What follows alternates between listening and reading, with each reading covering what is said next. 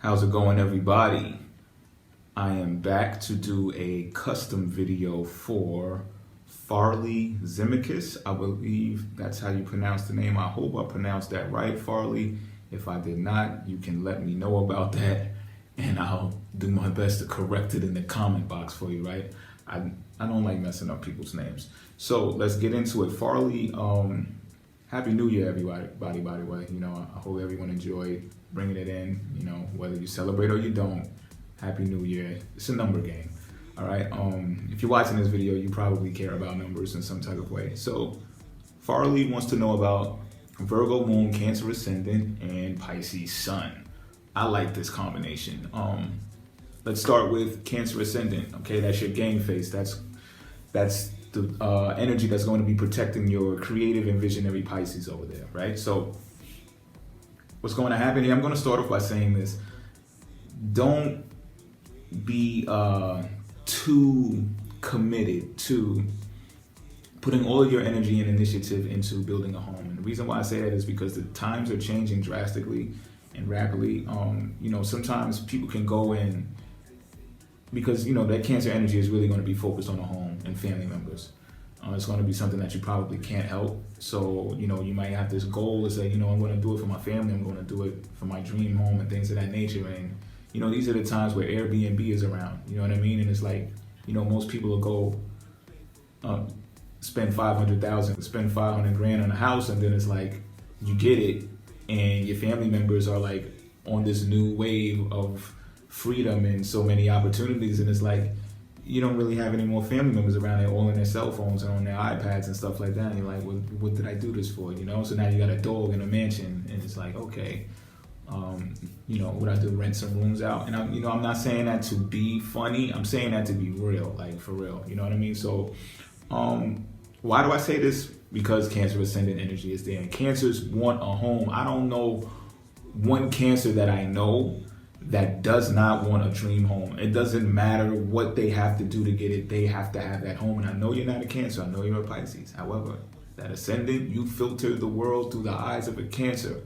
So everything you initiate and you start your whole go-getter creativity and entrepreneurship thing going on, whatever it is you choose to excel at, you're going to have that on your mind. You're going to see that as some type of status, or, you know, just well-being, period, to have a home. And I understand that. It's completely fine.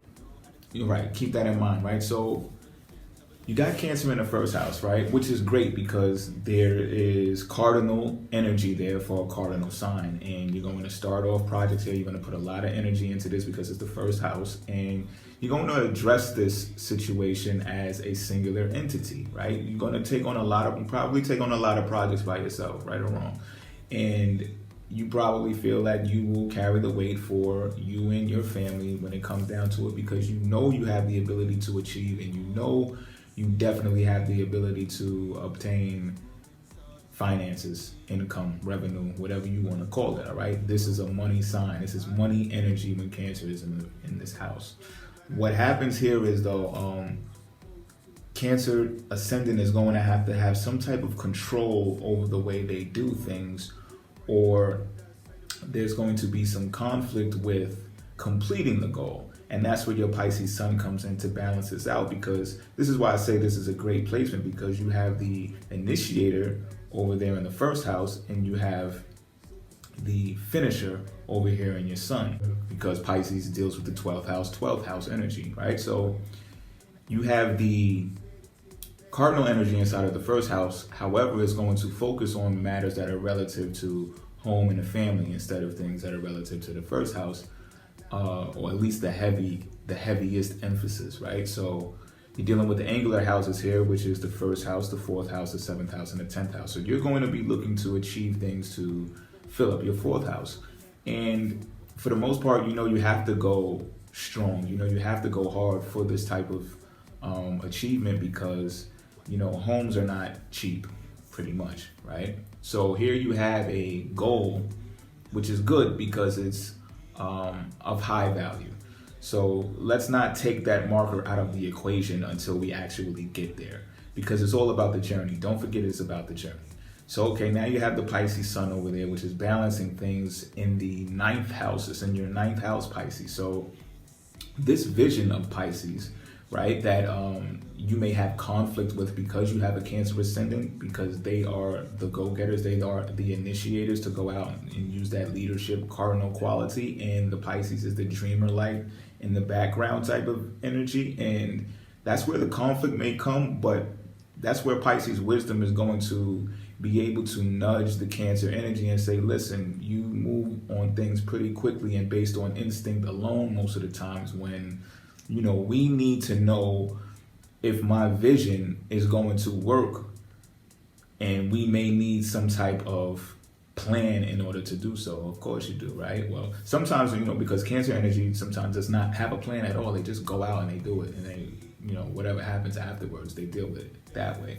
But Pisces is going to be more on the cautious side and say, hold on, wait a minute, right? So they'll start having, you know, these energies, your conflict will start deteriorating as time goes on, though, because, you know, initially Cancer energy is the hermit type. Like, they want to be home. So depending on what your situation is right now is basically going to determine how you go about bringing these goals into fruition. Because if you're, like, let's say you're settled right now and you're good, got a good nest egg or whatever the case may be, that Cancer energy could do a lot of things from home already. Like, you can start and do your thing from there. However, there's going to be more conflict arising from that because you have Pisces sun inside of the ninth house, which is going to want to go long distance and do traveling. So I'm bringing it in. You understand how I started off by saying you might not want to get a $500,000 home. I live in New York, by the way. That's why I'm using those type of numbers.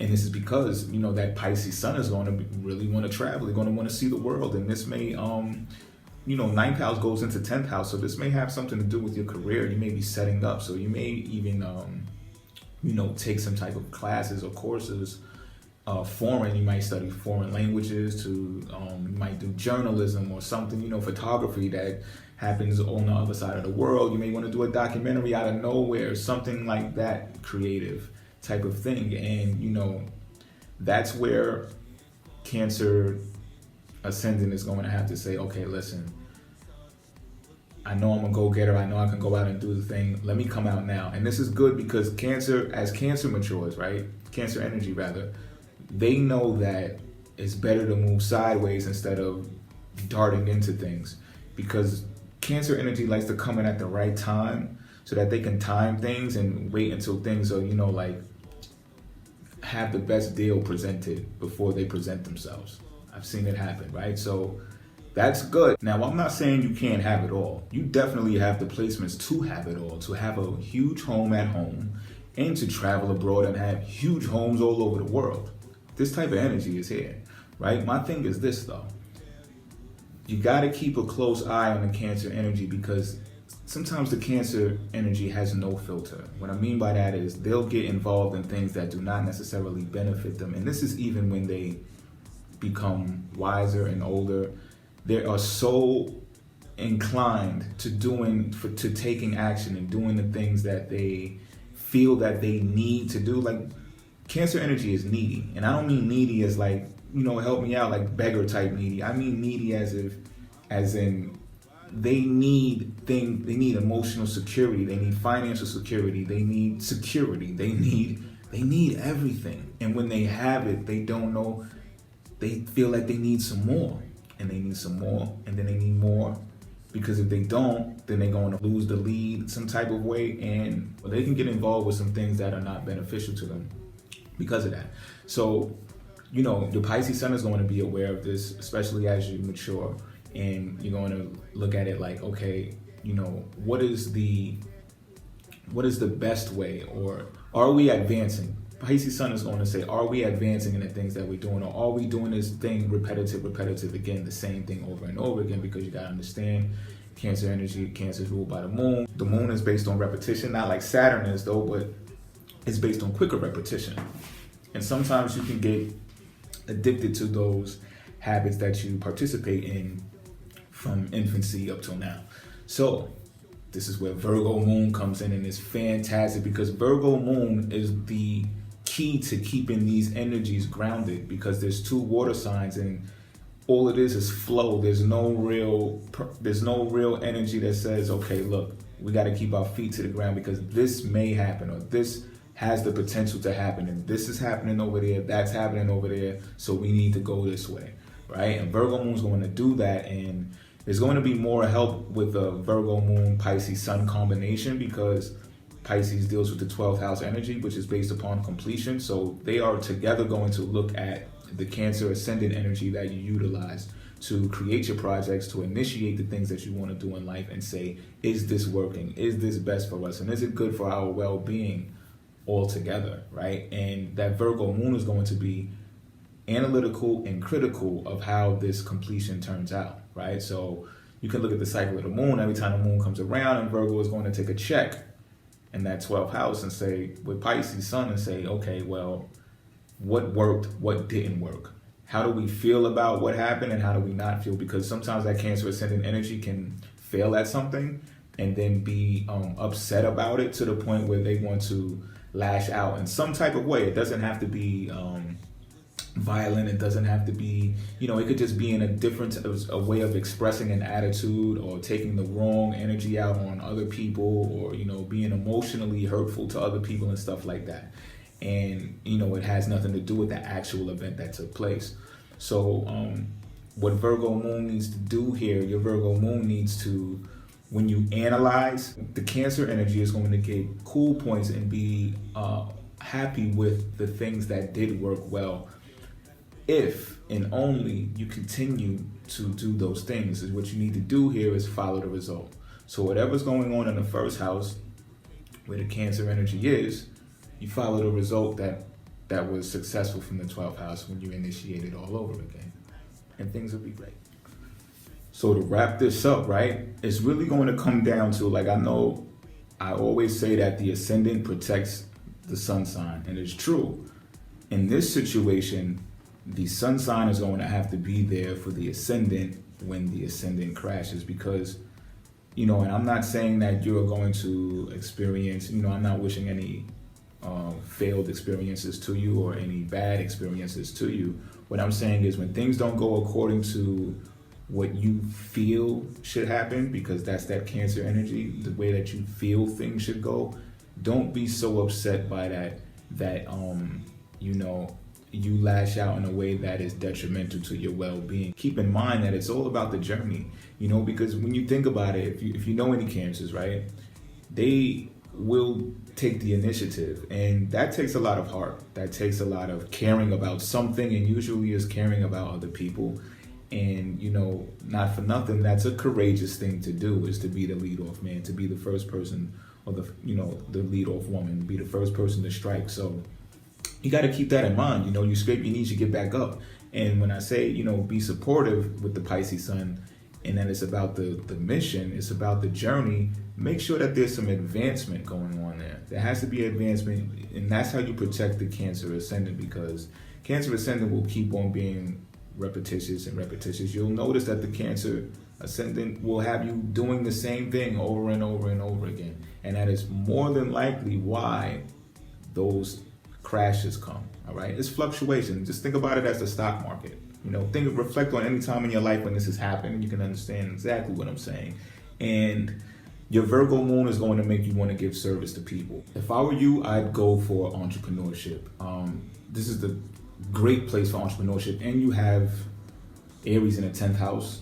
So that will also start some type of conflict with your Virgo moon, because the Virgo moon is going to want to give service to people in some type of way. However, that Cancer ascendant, Aries in the 10th house, may have you at odds with anyone else that you come across. You might get a job and then bump heads with all of the people who are there, like the executives and stuff, because you want their job. You're going after their job. You're going to try to take their position. So to combat that confliction between the Aries 10th house and the Virgo moon, it's great to become an entrepreneur, because that way, you can pay yourself the nice salary, and then you get to help so many people along the way. You got a Virgo moon, which is going to think through thoughts, which is going to help the Cancer Ascendant as well. It's not going to be based on pure emotion. They're not going to make decisions based on raw emotion. Virgo moons have a filter that, they don't really feel.